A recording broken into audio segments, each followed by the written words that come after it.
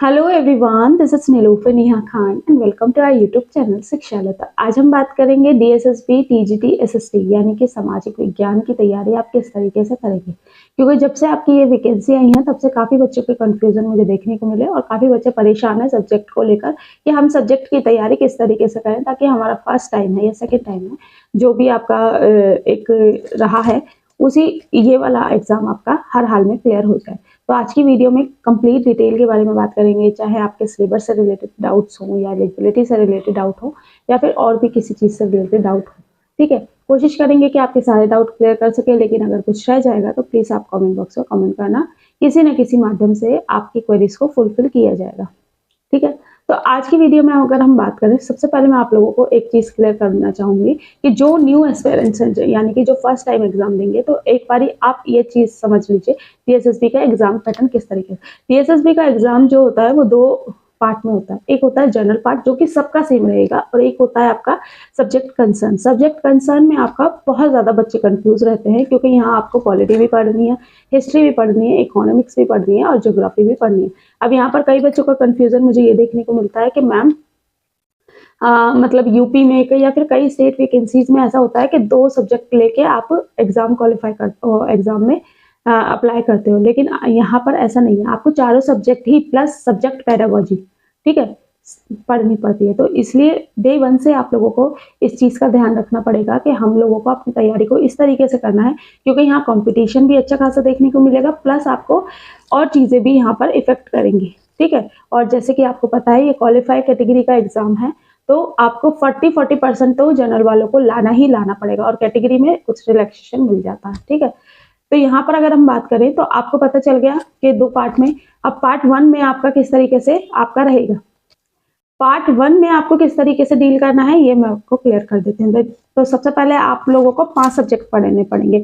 5 subject में कौन कौन से? हिंदी, इंग्लिश, रीजनिंग, मैथ्स और जीके यानी कि करंट अफेयर्स वाला सेक्शन। लेकिन अगर बात करें पार्ट 1 की तो इंग्लिश और हिंदी और रीजनिंग ये वाला एक ऐसा सेक्शन है जहां पर आप इजीली चीजों को डील कर सकते हैं। और वो किस तरीके से करेंगे? आप प्रीवियस ईयर पेपर्स को ज्यादा से ज्यादा सॉल्व करेंगे क्योंकि आपको ये चीज पता चल गई है कि जितने भी डीएसएसबी के एग्जाम होते हैं वहां पर जनरल पार्ट ऑलमोस्ट सेम रहता है। ठीक है, तो आपको कोई भी बुक नहीं खरीदनी जनरल पार्ट के लिए, सिर्फ और सिर्फ प्रीवियस ईयर पेपर्स, चाहे वो डीएसएसबी का कोई भी टीजीटी का मिले, पीजीटी का मिले या पीआरटी का मिले। ठीक है, जनरल पार्ट आप वहां से सॉल्व करोगे तो उससे क्या है, जितना आप प्रैक्टिस करते जाओगे उतना आपके लिए वो चीजें बेहतर होती जाएंगी।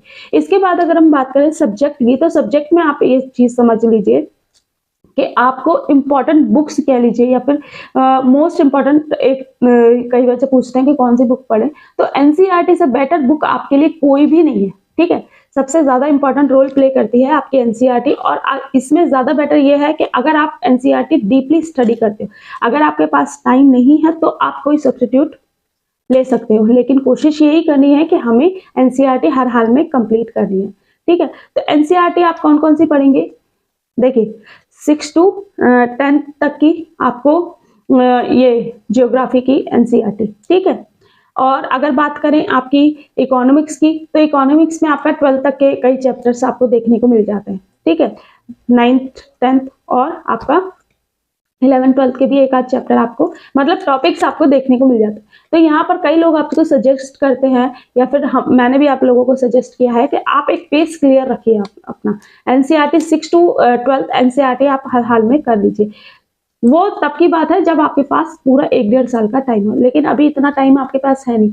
तो डे 1 से आप किस चीज पे फोकस करेंगे? हिस्ट्री के लिए हिस्ट्री, पॉलिटी, इकोनॉमिक्स। ठीक है, इनकी जो 9th और 10th की जो एनसीईआरटी होंगी इन्हें तो आपको इस तरीके से कर लेना है कि हर हाल में आपको पेज नंबर तक याद हो जाए कि इस पेज नंबर पे ये लिखा हुआ है। ठीक है, इस तरीके से आपको रीडिंग हैबिट अपनी बनानी है एनसीईआरटी के। ठीक है, क्योंकि कई ऐसे फैक्ट हैं जो कि डायरेक्टली आपसे पूछे जाते हैं। ठीक है, और इसमें अगर आप इतना नहीं कर पा रहे हैं तो इसमें आपकी हेल्प हमारे नोट्स भी कर सकते हैं।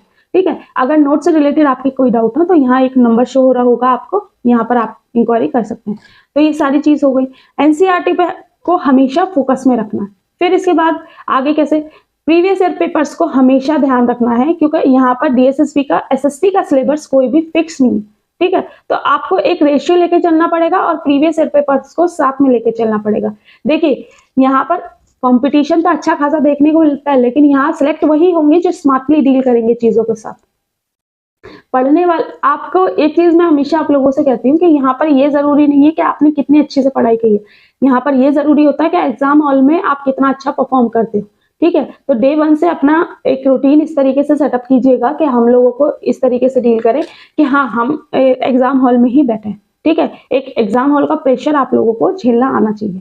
ठीक है, इसके बाद मैं आपको लोगों को बताऊं, सब्जेक्ट पेडागोजी भी आपकी 10 मार्क्स की, 10 या 20 मार्क्स की आती है। सब्जेक्ट आपका 100 मार्क्स का आता है, इस चीज को ध्यान रखिएगा, और जिसमें की क्वालिफाई कैटेगरी है, 40 मार्क्स आपको लाने ही लाने हैं हर हाल में। ठीक है, तब तो आप सोचिएगा कि आपके मेरिट में नाम आएगा। तो सब्जेक्ट में आपको पता चल गया, इकोनॉमिक्स, ज्योग्राफी, हिस्ट्री और आपका पॉलिटिक्स, ये जो सेक्शंस हैं, इन सारे सेक्शन को आपको अच्छे से डील करना है।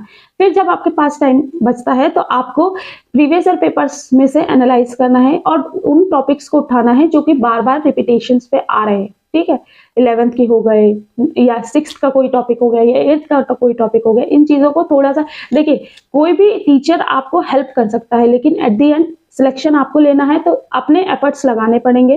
कोई भी एक तरीके से आपको ये नहीं बता सकता कि आप किस तरीके से, क्योंकि ये याद रखिए एग्जाम हॉल में आपको ही परफॉर्म करना है। ठीक है, तो जितना अच्छे से मेहनत करोगे उतना अच्छा रहेगा आपके लिए इंशाल्लाह। ठीक है, तो यहाँ पर ये चीजें आप लोगों की क्लियर हो गई होंगी।